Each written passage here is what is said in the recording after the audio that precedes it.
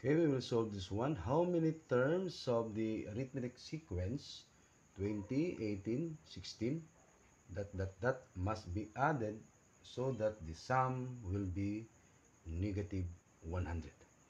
Okay, so we will use this formula. S sub n equals n over 2 or n divided by 2 times 2 times a sub 1 plus the quantity of n minus 1, okay, times d. Given natin, dito tayo sa taas konti yung a sub 1, it is equal to 20. Okay? Tapos, yung common difference, subtract natin si 18 kay 20 at saka 16 kay 18. So, 18 minus 20, so that is negative 2. 16 minus 18, that is also negative 2. So, yung common difference is negative 2. Okay? Tapos, yung s sub n, ito yung sum, it is negative 100. Okay? So, hanapin natin yung n. Kita pa? So, hanapin natin yung n. Kung ilang terms or how many terms. Okay, so, dito tayo, i-substitute natin yan. So, s sub n, that is negative 100. So, negative 100 equals n natin, hindi natin alam yan. Yun ang hanapin natin. Okay, times 2. Tapos yung value ng a sub 1. A sub 1 is 20. Okay, then plus, and di natin din alam yan, minus 1 times d na negative 2. Okay? Ayan. So, ngayon, tuloy natin yan, negative 100. Because, kopyahin muna natin yan si n over 2 times 240 yan. 2 times 20 is 40. Okay? Tapos ito, i-distribute muna natin yan. So, this is negative, n times negative 2, that is, sorry negative 2. Wala tayong eraser. Negative 2n, sorry. Then, negative 1 times negative 2, that is positive 2. Okay? So, pag mag-multiply tayo ng the same sign, the result is positive. So, i-combine like terms muna natin yan, So, kaya pa. Negative 100, kita pa, equals n over 2, okay, times 40 plus 2 is 42, minus 2n. Okay? So, dito tayo sa taas, para makita. Okay, ngayon, pwede nating i-cross multiply yan si 2 kay 100. Ang negative 100 is may over 1 yan. So, 1 times n times 42 minus n, ganun pa rin. So, si 2 lang i-multiply natin kay negative 100. So, therefore, magiging negative 200 na yan. Equals, n na lang. Diba? Kasi, ipag-multiply natin yung, meron kasing over 1 yan, si negative 100. Multiply natin dyan, same pa rin ang result.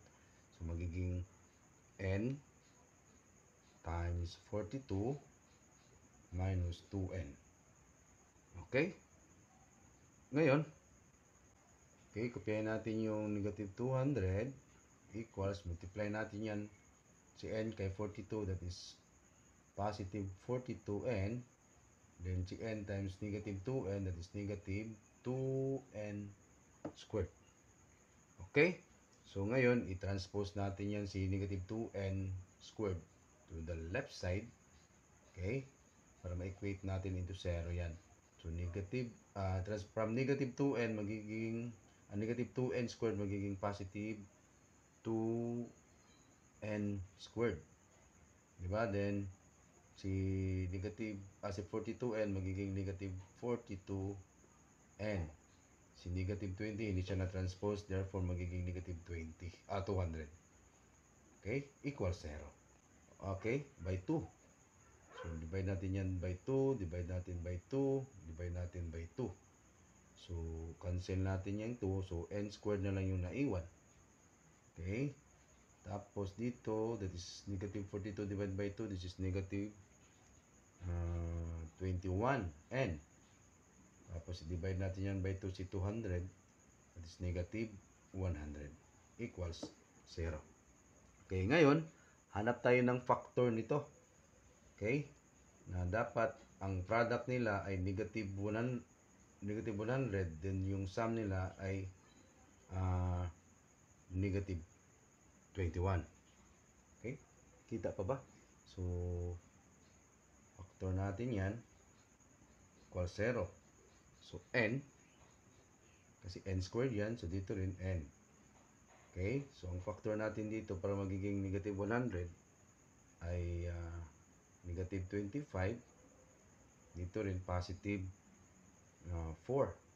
Kasi yung product niyan, negative 25 times 4 is negative 100. Tapos yung sum nila, negative 25 plus 4 is negative 21n. So, stress taas ha. N minus 25 equals 0.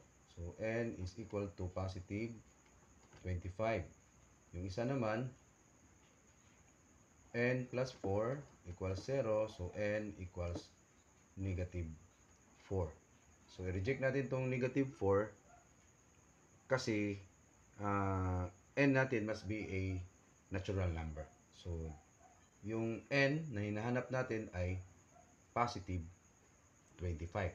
So, therefore, the first 25 terms of the sequence 20, 18, 16 must be added to get a sum of negative 100. So this is your final answer. Bye-bye.